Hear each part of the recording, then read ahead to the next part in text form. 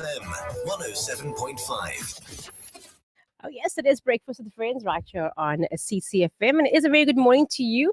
Good to be in your company once again this morning. Well, we are joined in by Mr. Nico Kleynhans. And this morning he's chatting all things finance. Good morning to you, Mr. Nico. Hi, good morning to you and also to the listeners. I want to just reflect on where do we get our news from, because news affects our perception, and our perception affects the decisions we make around finance. Well, in South Africa, about 20 to 29% of our South Africans rely on TikTok for news. Now, this is scary if we rely on TikTok for news. And Business Maverick did the survey, and they've come up with that particular statistic. In the USA, 43% of their citizens rely on Facebook for their news. And if one looks at how much fake news there is, I'm not surprised by the chaos that sometimes happens in the USA, especially around election time.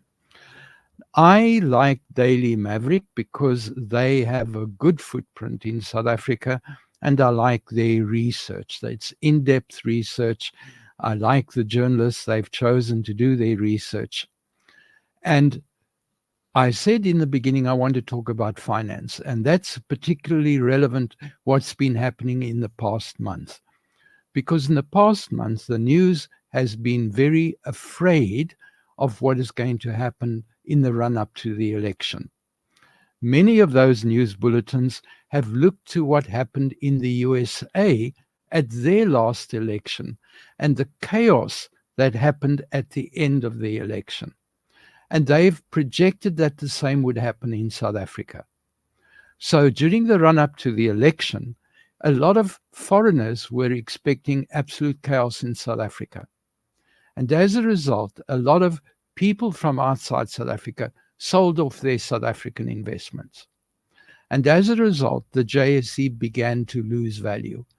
And particularly in the last couple of days, the JSE dropped substantially. And that set off triggers within South Africa, because now South Africans began to panic and they sold off investments as well.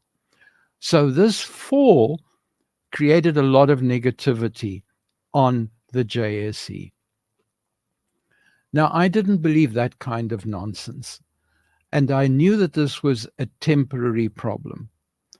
So around the time the election happened, I went the opposite way, and I created a portfolio of 11 shares. And I chose shares that have potential, but ones that have been hammered, and particularly ones, banking shares, that kind of shares.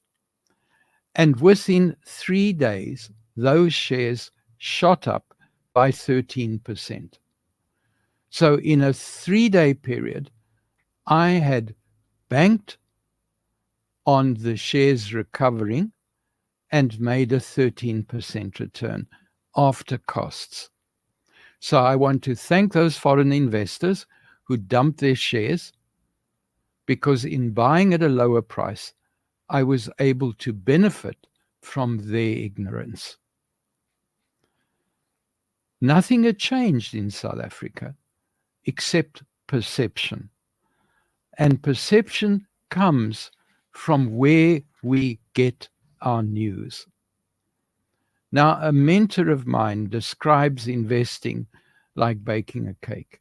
He says there are 2 ways of baking a cake.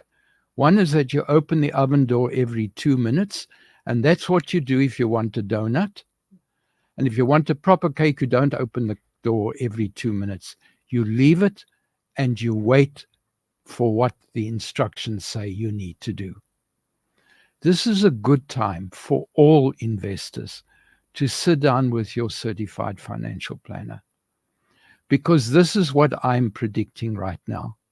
The rand is going to strengthen against the dollar because the new government of national unity is going to do things differently.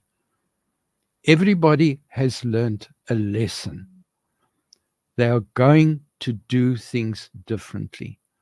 That is going to create confidence in South Africa.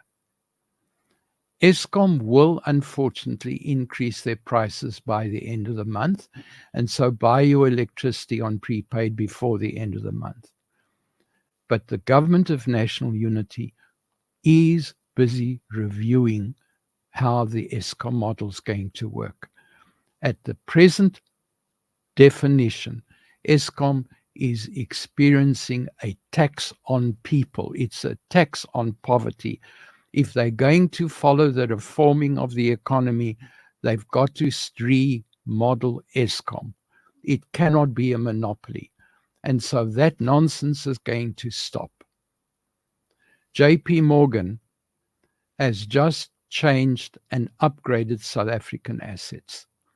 They've done that by 2 upgrades. Now let me translate that nerd into English. It means it's a good time to buy South African stocks. To the world, it's saying it's a good time to invest in South Africa. It's saying the politicians will negotiate inside South Africa. We are not going to have a repeat of what happened in Washington in South Africa. It does mean that the politicians are going to make fewer mistakes here than what happened in other countries. I am positive about the future for our country. I am positive we're going to make more progress. This is a good time to have confidence in our country. It is a good time to sit down with your financial planner and to re-look at your funding models and to re-look at the way forward. It also means our inflation will come down in spite of the short-term problems. It will come down. Have a good day. Thank you, Mr. Nico. That's some good news indeed. If you would like to speak to or get hold of Mr. Nico for more details, you can go to questions@northwood.co.za. Thank you for your time this morning. Pleasure.